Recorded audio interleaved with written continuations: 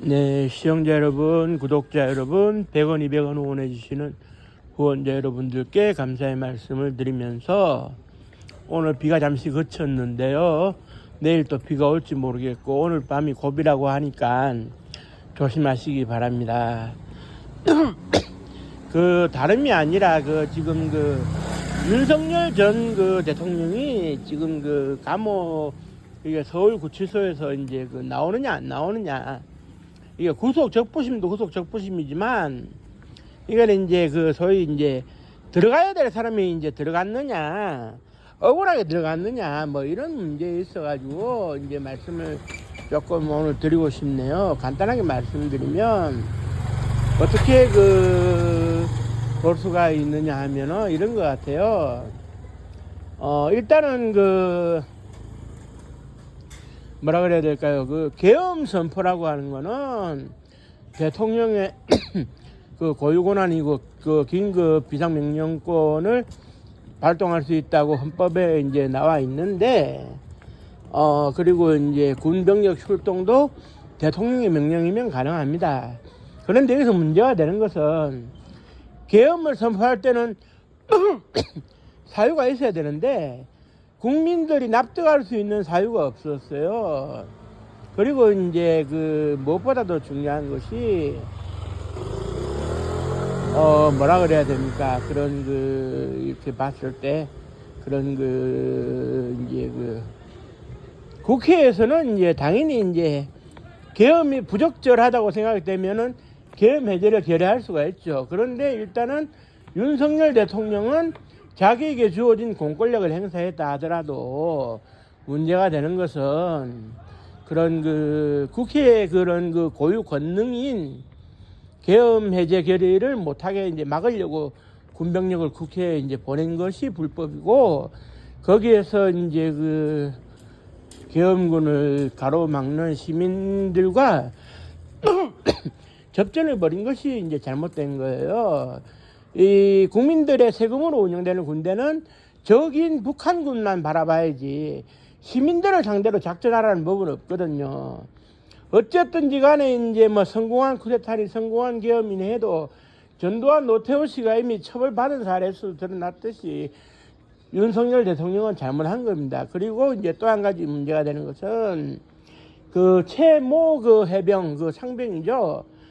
안전조치 없이 구조수색 임무에 동원되었다가 이제 물살에 휩쓸려서 사망을 하게 되는 사건의 경우에 보고를 받고 이렇게 그런 정도의 일을 가지고 사단장을 문책한다면 누가 사단장을 하려 하겠느냐, 경로했다는 얘기. 그런데 현재로서는 일단은 증언들이 나오고 있는 것은 경로는 했다 이렇게 이제 나오고 있는데, 그 정도 경로할 수 있는 것 아니냐 생각할 수도 있겠지만 일단 이렇게 봐야 됩니다.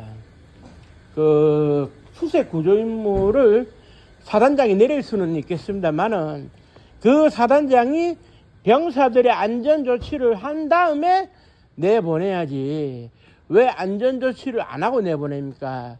구명조끼 하나만 입게 했어도 어떤 문제가 없었을 텐데 구명조끼를 착용하지 않고 나가라는 지시를 누군가는 내렸다 이겁니다. 그러면 구명조끼를 착용하지 않고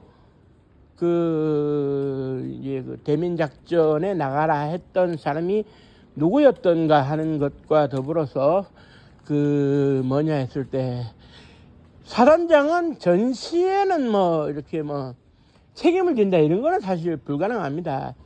전쟁에서 싸워도 보면 이길 수도 있고 질 수도 있고 고지를 함락할 수도 있고 뺏길 수도 있는 건데, 문제는 뭐냐 하면 죽은 군인들에게 예의는 다해야 되겠지만 전쟁에서 죽으면 군인은 명예로운 거니까 상관이 없는데, 비전시 상태에서 사단장이나 지휘관 참모급에서 그런 안전조치를 강구하지 않은 상태에서 병사를 죽음으로 내몰한 거에 대해 가지고 사단장이 책임을 안 지면 사단장은 뭐하러 사단장을 합니까? 1만 명에 해당하는 사단병사들에 대한 생사여탈권을 쥐고 있으면서 평상시에 죽어나가는데 사단장이 책임을 안 지면 사단장의 자격이 없는 것이죠. 대통령이 뭐 경로할 수 있다. 그게 이제 말이 안 되는 게 국군 통수권자로서 병사 한 명이 죽어 나갈 때마다 대통령은 삼고 처리를 하든지 뭐 어떻게 하든지 이 대책을 이렇게 세우고 이런 일이 벌어지지 않도록 해야 되는데 전시 상황도 아니고 평시 상황에서 구조 수색 작전에 나갔다가 이렇게 어이없이 안전장치가 없는 상태에서 죽어나가는 이거에 대해 가지고 어떻게 설명이 가능하겠습니까? 사단장은 사단 병사 10,000명에 대해 가지고 모두 책임을 지라고 사단장을 하는 건데 책임을 안 지겠다 이러면은 사단장 할 필요도 없고 그런 거 가지고 사단장을 문책하면 되겠느냐라고 떠든다면 그건 대통령의 자격이 없는 것이죠. 국민 한 사람이 죽었고 군인 한 사람이 죽었는데 아무도 책임을 안 지겠다. 말이 됩니까? 분명히 말씀드리지만 안전조치, 안전장치 없이 수색 구조에 투입된 것이 드러났는데 왜 명령권자는 책임을 안 지려고 그럽니까? 그럼 사단장은 사단 병사들이 떼거리로 주고 나가도 책임도 안 지고 희낙낙거리다가 별 3개 달고 4개 달고 진급하면은 그만인 줄 착각하는데 그렇지가 않습니다. 과거에 우리가 이제 군사정부 시절에 이런 일들이 어둠 속에 잘 묻히다 보니까 이런 것도 도매급으로 묻히지 않겠나 이런 생각을 했는지는 모르겠는데 과거에 묻힌 사건도 이제는 드러내가지고 진실을 밝히고 있는 마당에 오늘날 민주화가 된 대한민국에서 이런 일이 벌어지는데 뭐 책임을 안 지고 대통령은 경로하고 진실을 밝히고자 하는 수사단장을 겁박하고 이 군대가 아닌 거예요. 이런 군대라면 존재할 필요가 없는 겁니다. 국민의 세금으로 총 주고 말이지 전차 주고 뭐 이래 나라 지키라고 했더니 엄한 일을 벌이는데 이게 군대입니까? 그러니까 윤석열 전 대통령은 구치소에 들어가 있어야 되는 이유가 차고 넘친다 이런데 뭐 들어가자마자 아프다고 그 당뇨로 고생한다는 사람이 술은 그렇게 퍼마시대요. 이 말이 안 됩니다. 준엄한 법의 심판이라고 하는 거는 헌법상의 법의 심판은 현직 대통령, 전직 대통령 할애비가 와도 안 됩니다. 그거 처벌 받아야죠. 다시는 그런 사람이 안 나오도록 하기 위해서 처벌을 하는 건데 거기서 무슨 억울하니 뭐니 이런 거는 안 통합니다. 더우니까 에어컨 틀어달라. 겨울에 난방 따뜻하게 해달라. 역대 대통령들 감옥에 들어앉아가지고 다 그런 거 다 견뎠어요. 윤석열만 특혜일 수도 없고 윤석열일수록 더 고생해야 된다고 저는 생각하거든요.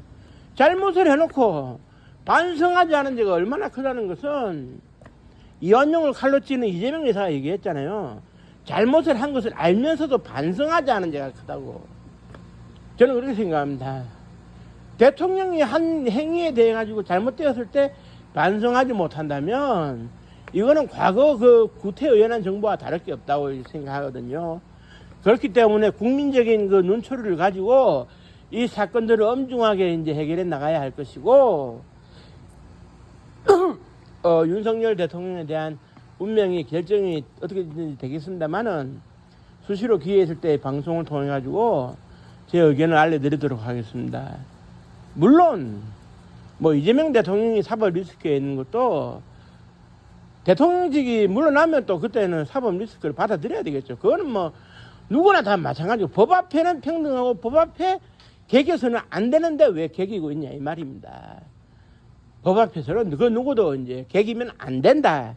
이 말씀을 드리면서 오늘 방송을 마치도록 하겠습니다. 오늘 밤에 비 피해 없도록 조심하시고요.